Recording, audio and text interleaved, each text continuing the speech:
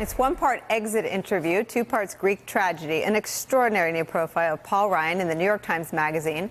Mark Leibovich gets precise in his observations and takeaways, like when the House Speaker got a call in the middle of one of their interviews. He said to Mark, quote, "The president saw me on Fox and Friends."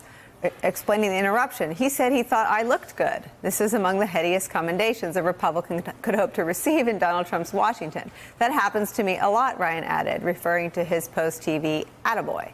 The panel's back. This was so galling to me. I mean, Mark is one of the best writers, and especially of these sorts of pieces where people are just, he's like Dr. Melfi. They just say stuff they shouldn't say to someone who's going to put it in print in the newspaper. But it sure explains a lot.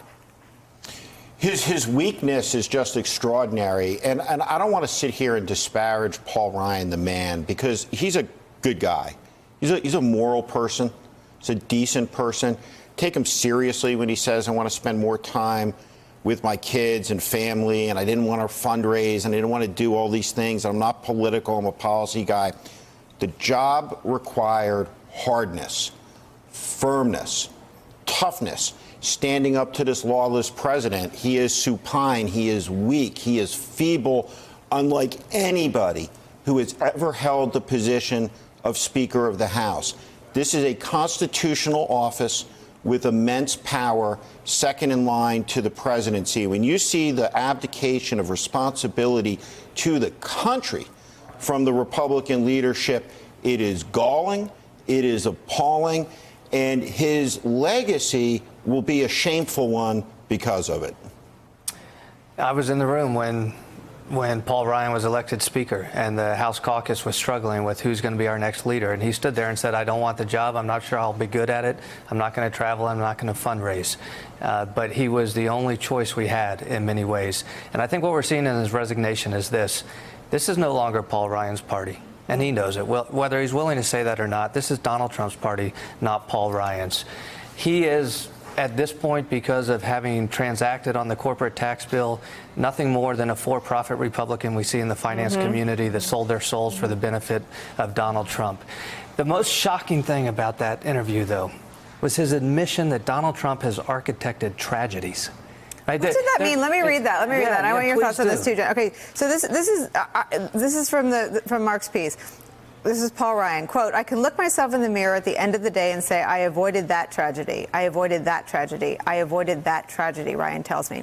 I advanced this goal. I advanced this goal. I advanced this goal. I locked in on the word tragedy. It sets the mind reeling to whatever thwarted tragedies Ryan might be talking about. I asked for an example. No, I don't want to do that, Ryan replied. That's more than I usually say. What's he talking about? Here's where Ryan and I separated, and I give him credit for this. When Donald Trump got the nomination, I was on the U.S. Senate trail. Marco Rubio was running for president. And when he secured the nomination, I believe coming out of Indiana, every Republican candidate was expected to say, we support Donald Trump. Paul Ryan and I, on exactly the same day, said comments that were uncoordinated, where we both said, I'm not there yet. I stuck with that. Paul Ryan did not. And at some point, this is a reflection of somebody's own integrity, their personal mettle, their own conviction. He was willing to satisfy the politics of convenience.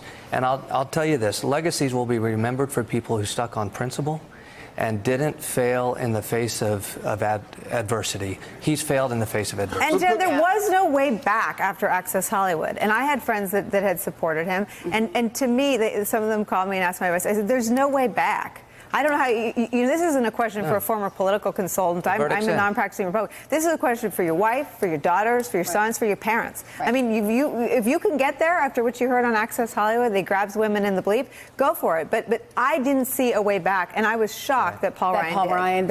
I thought he might be the one person that would stay away. I actually had a moment after Hillary lost where I thought, wow, maybe they'll get together and they'll elect someone else. The Republican House will elect somebody else, President of the United States, because it was so clear that this man couldn't do it, and they went along with it. And what's remarkable about the story is how Mark isolates this lack of agency they think they have. Like, what kind of conviction do you have that you think your own voice can't matter as the Speaker of the House, that you think your own supporters are so bought in that they can't hear a truth that you're willing to tell about how dangerous this president is? And it's like what Steve is saying about the Democrats being having a self-fulfilling outcome where if we don't act as if Trump is a danger, why are people going to think that? And the Republican Party is also bought in. It just says that they don't have the power of their own conviction or believe that their own supporters could hear them when they flag these dangers. And, no wonder